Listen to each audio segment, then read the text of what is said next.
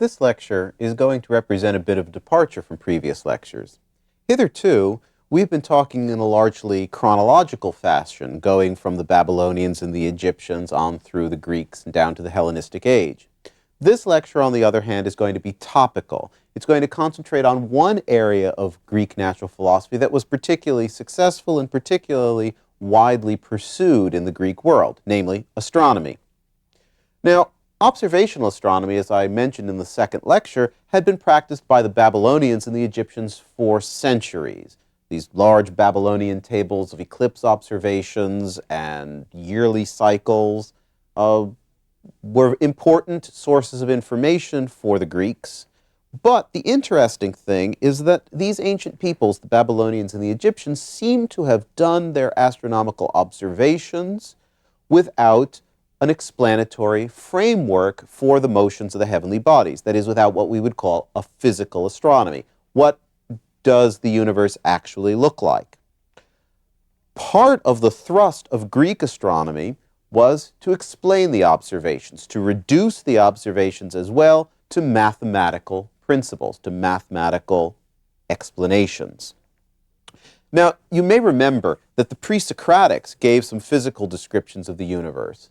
But despite some important conceptual steps, what the pre-Socratics passed on was really fairly rudimentary. I'm thinking in particular of Anaximander's idea of a drum-shaped Earth.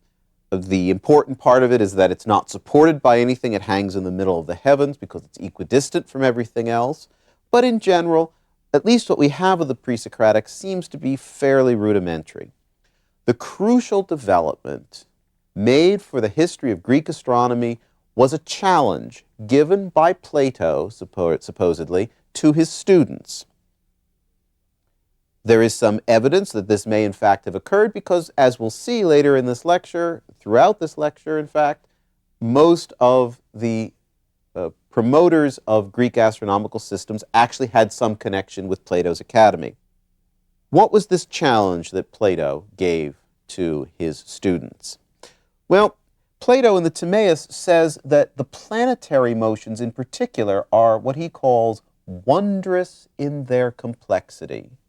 The observed motions of the planets are very complex, but what Plato challenged his students to do was to try to explain that complexity in simple mathematical terms. It boils down to this: can we reduce the apparent complex motion of the planets to combinations of simple, uniform, circular motion?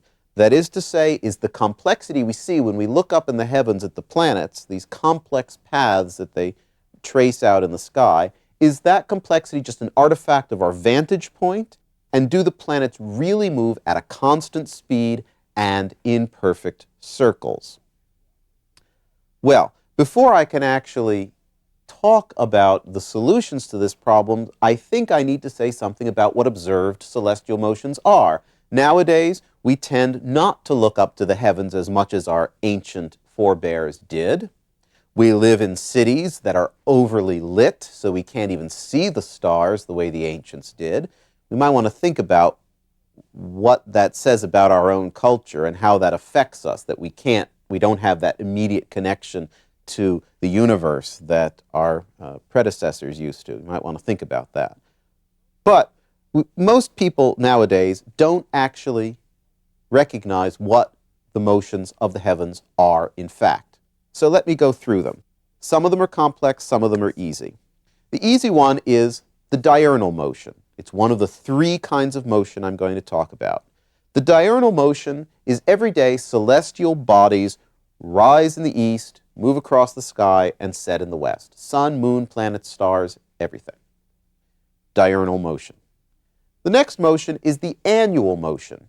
We know that some constellations are seen in the summertime and others are seen in the wintertime. This is because every star rises a slight bit earlier each night. Therefore, the whole celestial sphere, the backdrop of the fixed stars, seems to rise in the east and set in the west, making one revolution in a year. Annual motion, number two. The third motion is the proper motion of the planets, and by planets I also include, as the Greeks did, the sun and the moon. This is more complicated. First of all, where do planets move? Do we find them anywhere in the sky at all? Well, no. They're restricted to a band of the sky around what we now call the ecliptic, that band known as the zodiac. The planets are always found within that narrow band, a strip on the sky. The proper motion of the planets is their motion through the zodiac. They appear to move at a variable speed backwards, that is, west to east, against the backdrop of the fixed stars. So they move backwards through the zodiac, but at a variable speed. Now, with the exception of the sun and the moon, occasionally the planets seem to stop, turn around, and go back the other way. And that's called a retrogradation, or retrograde motion. They stop again, and then resume their usual motion. During all this time, there's also a slight north-south, wavy motion to their apparent movements. So in sum, the planets are seen to move at varying velocities and directions in wavy paths through the zodiac. Quite complex. Well, Plato's challenge seems to have been first taken up by his student Eudoxus. Eudoxus flourished around 375 BC. Now, Eudoxus's works themselves are lost, but their contents, fortunately, are transmitted to us by Aristotle, who adopted Eudoxus's general ideas. Eudoxus's universe is composed of 27 nested concentric spheres, rotating at various but uniform, that is, constant speeds, and with axes inclined to each other. The Earth is immobile at the center. The highest sphere carries the fixed stars daily east to west. The sun and moon are moved by a combination of 3 spheres, and this gets a little complicated here. The highest sphere, the biggest sphere, rotates east to west and contributes the diurnal motion. The next one rotates west to east and contributes the proper motion through the zodiac.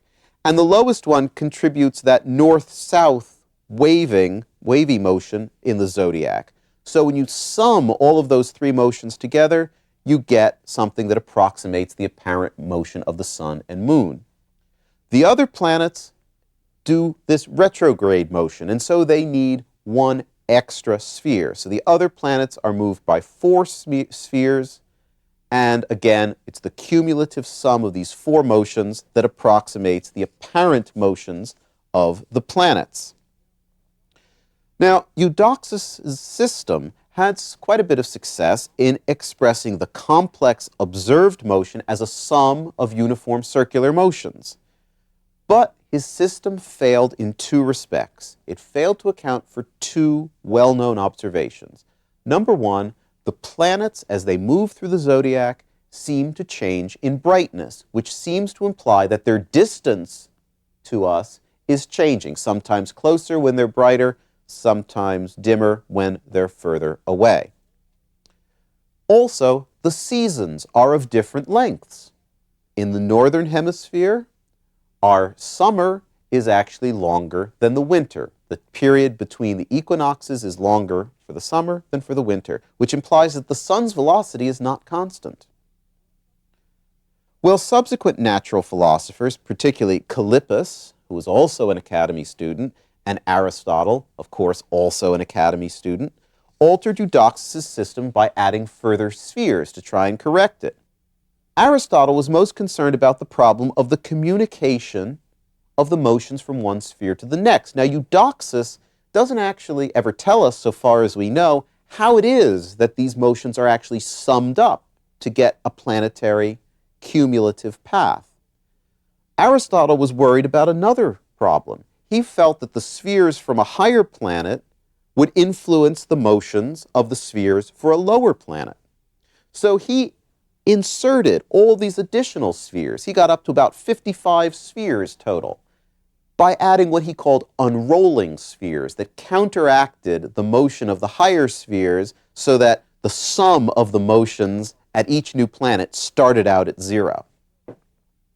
Well, Eudoxus's achievement was in attempting to do something that we call saving the phenomenon. This is actually a Greek term. What that means is we want to explain what it is we see.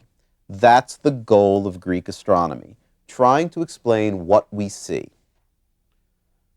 He did, in fact, Eudoxus that is, reduce these complex and apparently irregular motions to a combination of underlying mathematical simplicity and regularity.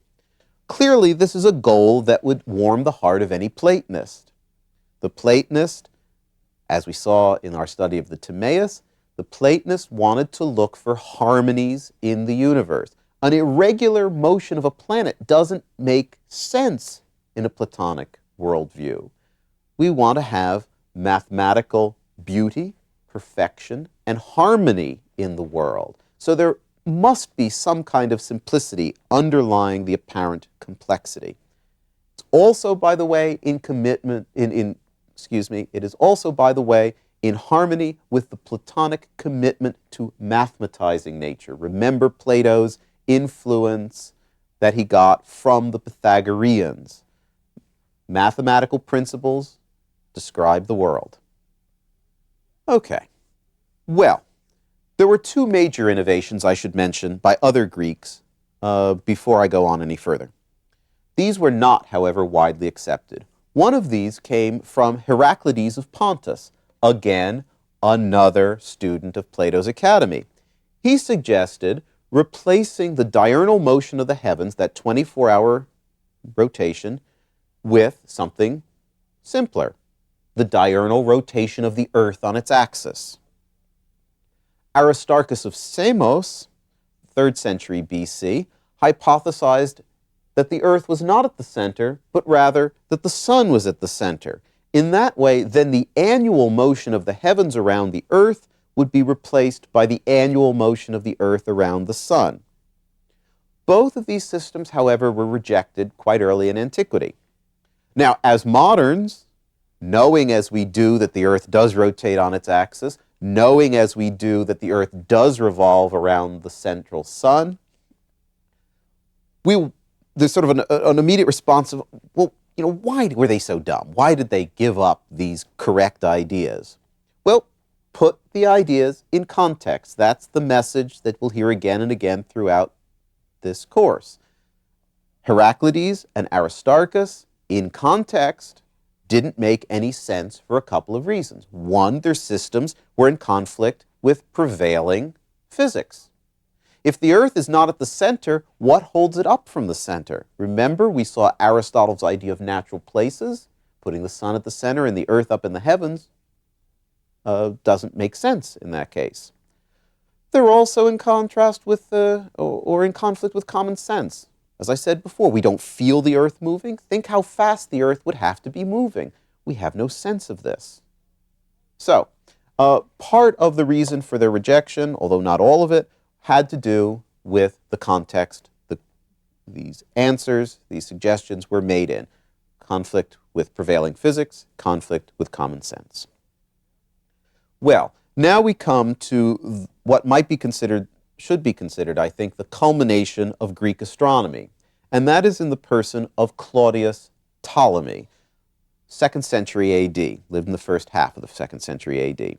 Ptolemy's system formed the basis of astronomical thought and astronomical calculation for the next 1,500 years. Ptolemy lived at or near Alexandria. We know he did his calculations at the parallel of Alexandria. He tells us that much. How much time he actually spent in the city or outside the city is not actually clear. One of the things I do have to mention about his biography is don't confuse him with the royal dynasty of the Ptolemies. This happened in the Middle Ages. He was considered to be one of the royal kings Ptolemy of Egypt. He was not. He was not.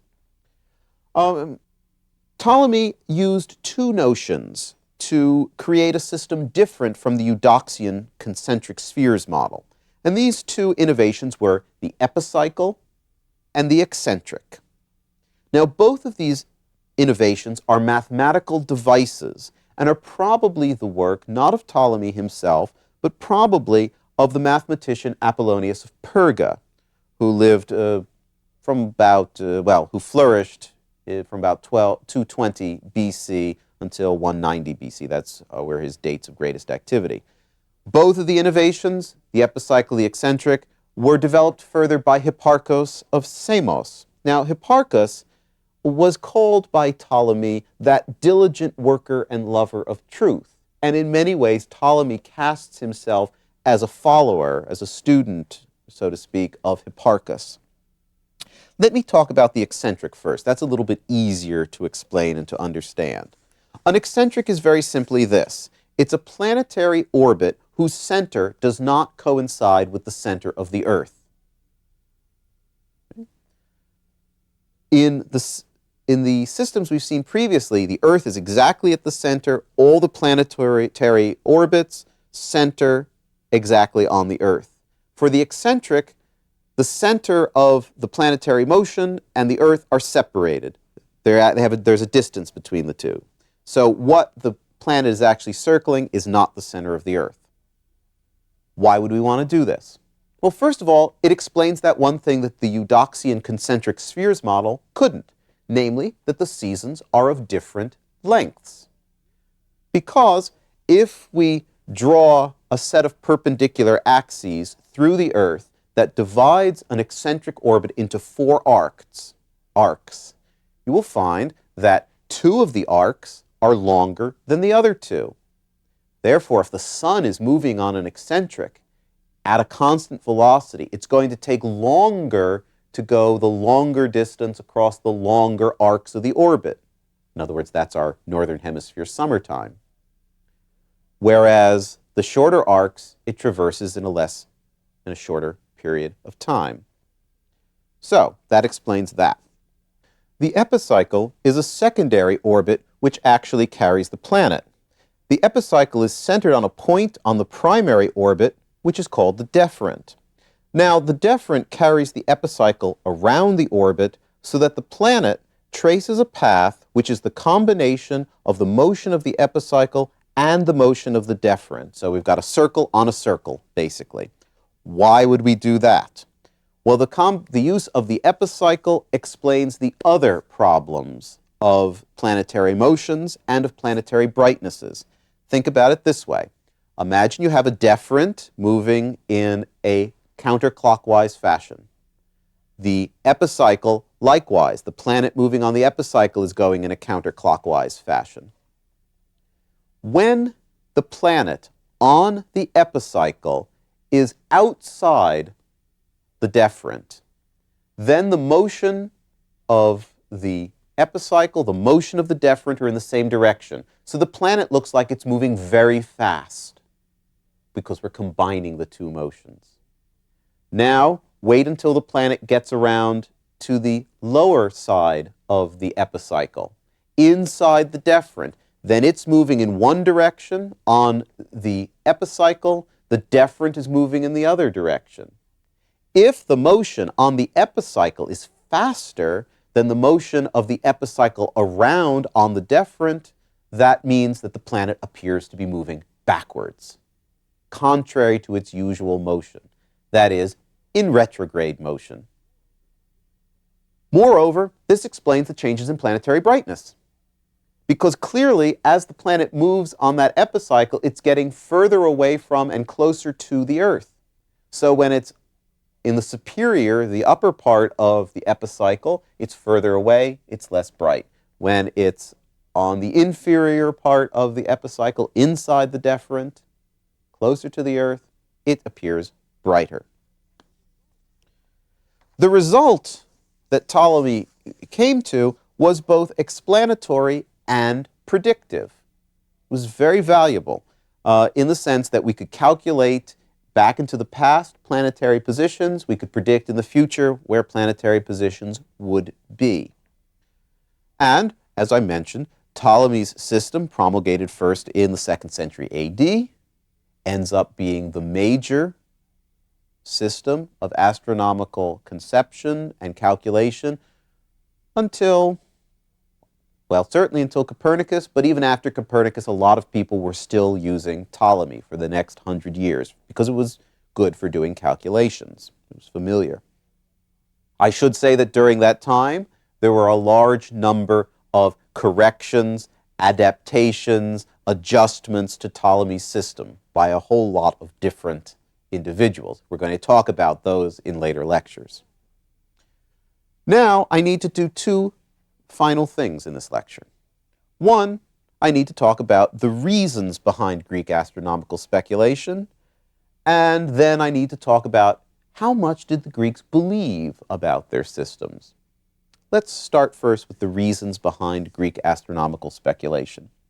Well, for Plato and Plato's immediate followers, physical astronomy, and by that I mean working out what the celestial motions actually look like, what paths the planets follow and why they follow them, that physical astronomy was part of their program of revealing the design inherent in nature. Remember, that's the whole story of the Timaeus, that the world is full of design. The demiurge made it looking at the forms and made it in harmony with mathematical intervals. So if we just look, we'll find those mathematical intervals. The mathematical basis of the world is therefore manifested by trying to fulfill Plato's challenge of reducing the complex observed motions of the planets to combinations, to sums of the cumulative apparent effects of uniform circular motion. We go to Aristotle. For Aristotle, physical astronomy was part of his comprehensive system, and it interleaved with his physics.